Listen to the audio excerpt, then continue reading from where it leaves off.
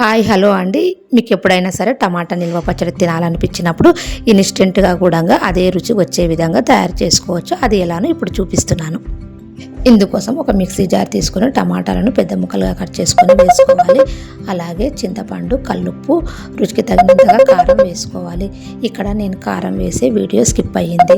ఈ టమాటాలను మరి మెత్తటి పేస్ట్లా కాకుండా కొంచెం కోర్సుగానే గ్రైండ్ చేసుకోవాలి.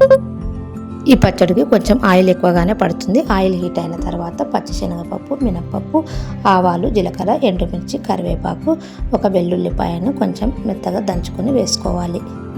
పోపు కొంచెం కలర్ మారిన తర్వాత ముందుగా గ్రైండ్ చేసి పెట్టుకున్న టమాటా పేస్ట్ని వేసుకొని ఒక్కసారి కలుపుకొని మూత పెట్టి ఒక 5 మినిట్స్ పాటు మీడియం ఫ్లేమ్లోనే మగ్గించుకోవాలి. 5 మినిట్స్ తర్వాత చూసినట్లయితే ఇట్లా ఆయిల్ అంతా పైకి తేలుతుంది. ఇప్పుడు ముందుగా మిక్సీ పట్టి పెట్టుకున్న ఆవాలు, జీలకర్ర, మెంతి పొడిని వేసుకొని ఒక్కసారి కలుపుకొని ఒక 2 మినిట్స్ పాటు మగ్గించుకుంటే టమాటా పచ్చడి రెడీ అయినట్లు. ఈ వీడియో మీకు నచ్చినట్లయితే లైక్ చేయండి, సబ్స్క్రైబ్ చేసుకోండి. ఈ టమాటా పచ్చడి వేడి వేడి అన్నంలోకైనా టిఫిన్స్లోకైనా చాలా బాగుంటుంది.